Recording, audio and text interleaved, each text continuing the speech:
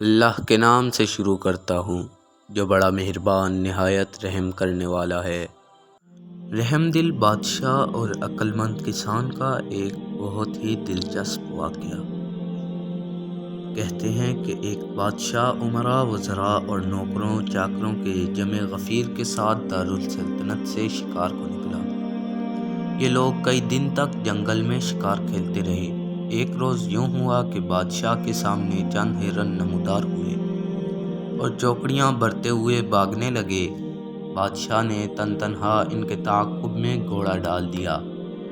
ہرن ایسے تیز رفتار تھے کہ باوجود سرپٹ دوڑنے کے بادشاہ کا گھوڑا ان تک نہ پہنچ سکا۔ بادشاہ تیر پر تیر چلاتا رہا لیکن کوئی بھی تیر کاری نہ لگا۔ ہرن بدستور بھاگتے رہے اور بادشاہ ان کے پیچھے گھوڑا دوڑاتا رہا۔ اب اسے محسوس ہوا کہ اپنے ترکش کے سارے تیر چلا چکا ہے، خالی ترکش کے ساتھ اب ہرنوں کا تعاقب فضول ہے۔ اس پر تکلیف دہ بات یہ تھی کہ بادشاہ اپنے ساتھیوں کو کئی کوس پیچھے چھوڑ کر آگے نکل آیا تھا۔ ہرنوں کو مار گرانے کی دھن میں وہ یہ بھول گیا کہ وہ کس راستے پر جا رہا ہے۔ اب اسے خیال آیا کہ یہاں سے واپسی ہو تو کیوں کر ہو۔ سامنے خاردار جھاڑیاں تھیں اور جنگلی درختوں کے جھنڈ تھے۔ دور دور تک راستے میں کوئی نشان نہ تھا۔ اس نے ادھر ادھر بہت نظر دوڑائی لیکن کہیں بھی کوئی آدمزاد دکھائی نہ دیا۔ اب وہ تھا اور اس کا گھوڑا۔ جب گھوڑے کی ٹانگوں پر اس کی نظر پڑی تو یہ دیکھ کر دنگ سے رہ گیا کہ کانٹوں بھرے جنگل میں دوڑتے ہوئے وہ بری طرح زخمی ہو چکی ہیں اور ان سے بے تحاشا خون بہہ رہا ہے۔ اس حالت میں وہ گھوڑے کو دوڑا بھی تو نہ سکتا تھا، البتہ اسے تسلی تھی کہ اس کے نیام میں تلوار موجود تھی جس سے وہ وحشی جانوروں کا مقابلہ کر سکتا تھا۔ دن ڈھل چکا تھا۔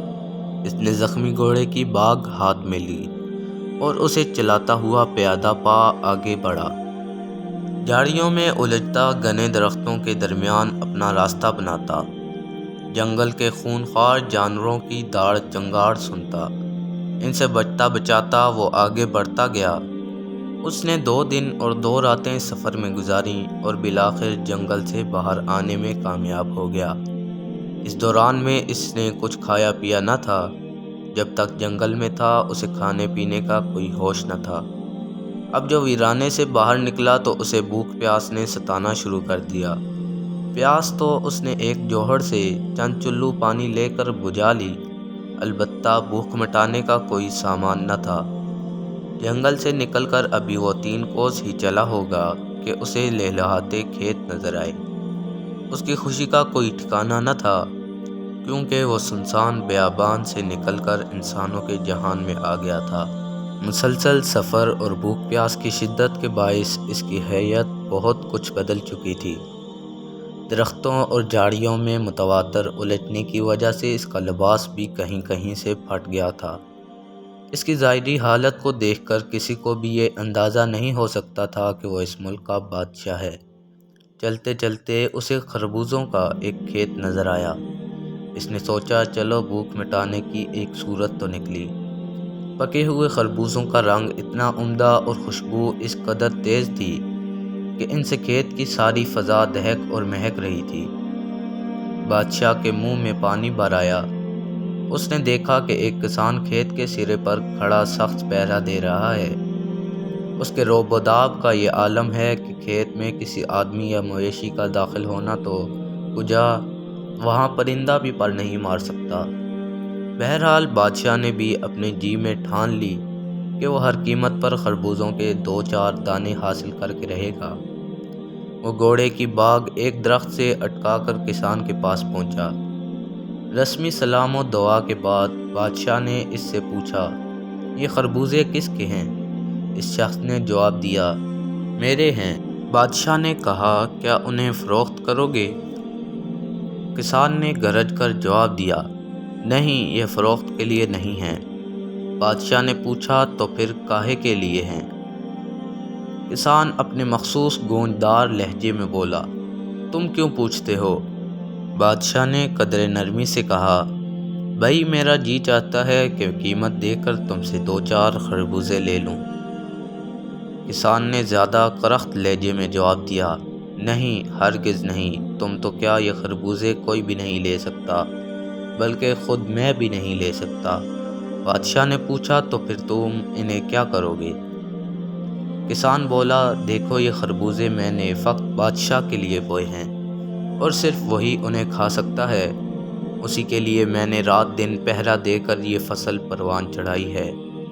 بادشاہ نے لجاجت سے کہا، بھائی جتنی قیمت تم کہو گے میں دوں گا، زیادہ نہیں تو ایک ہی خربوزہ توڑ کر مجھے دے دو، میں ایک مسافر ہوں اور کئی دن سے سفر میں ہوں، مجھے سخت بھوک لگی ہے، خدا را مجھ پر رحم کرو۔ کسان تڑق کر بولا، نہیں بالکل نہیں، اگر تم ایسے ہی مالدار ہو تو جاؤ منڈی میں، وہاں تمہیں بہت خربوزے مل جائیں گے، وہاں ایک سے ایک بڑھیا مال پڑا ہے، میں اپنے کھیت کے خربوزے کسی کو نہیں دینے گا۔ ایک بار کہہ جو دیا کہ یہ صرف اور صرف بادشاہ کے لیے ہیں، اس پر بادشاہ کی رگ ظرافت پھڑکی اور اس نے ایک اور سوال داغ دیا، اگر بادشاہ تمہارے یہ خربوزے قبول نہ کرے تو پھر کیا کرو گے؟ کسان برہم ہو کر بولا، نہ کرے قبول، مجھے اس کی کیا پرواہ ہو سکتی ہے، قبول کر لے تو فبہا، نہ کرے تو اس کی بھی ایسی کی تیسی۔ اب بادشاہ کے پاس اس کے سوا کوئی چارہ نہ تھا کہ بھوکے پیٹ وہاں سے رخصت ہو جائے۔ وہ کوس بھر چلا ہوگا کہ اس کے ساتھی اسے تلاش کرتے کرتے آ پہنچے۔ بادشاہ دارالسلطنت میں واپس آ گیا۔ کسان سے ملاقات کا واقعہ جب کبھی اسے یاد آتا دل ہی دل میں ہنستا۔ وہ شدت کے ساتھ کسان کی آمد کا منتظر تھا۔ ایک دن دربار لگا ہوا تھا، امراء، وزراء اور سلطنت کے بڑے بڑے حکام بادشاہ کی خدمت میں حاضر تھے۔ شاہی چوبدار، دربان اور پہرے دار مستعدی سے اپنے اپنے فرائض انجام دے رہے تھے۔ اتنے میں بادشاہ کی نظر دربار کے صدر دروازے کی طرف اٹھی تو اس نے دیکھا کہ ایک کسان گدھے پر ایک بہت بڑی بوری لادے کھڑا ہے۔ دربان اسے اندر آنے سے روک رہا ہے لیکن وہ دربار میں داخل ہونے پر اصرار کر رہا ہے۔ بادشاہ نے چوبدار خاص کو حکم دیا کہ فی الفور جاؤ اور دروازے پر کھڑے شخص کو اس گدھے کے سمیت یہاں لے آؤ۔ اس حکم کے سنتے ہی وہ کسان کو دربار میں لے آیا۔ کسان نے بادشاہ کے سامنے آتے ہی سینہ تان کر ہاتھ ماتھے پر لے جا کر خالص دیہاتی انداز میں السلام علیکم کہا۔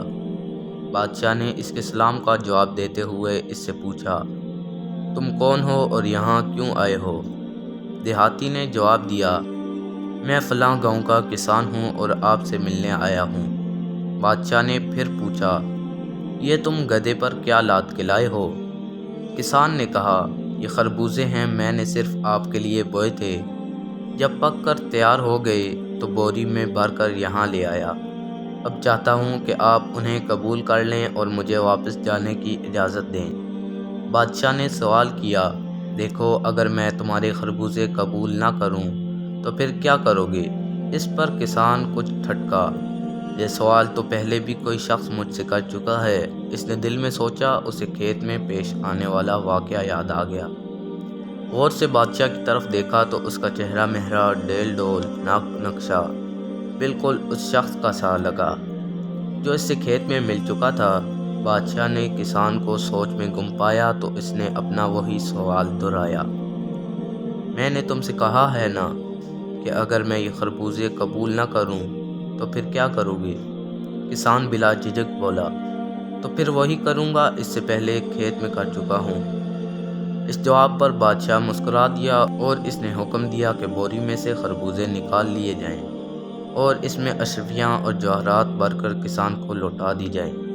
کسان نے اپنے خاص انداز میں بادشاہ کا شکریہ ادا کیا اور گدھے پر بوری رکھ کر خوشی خوشی دربار سے واپس چلا گیا۔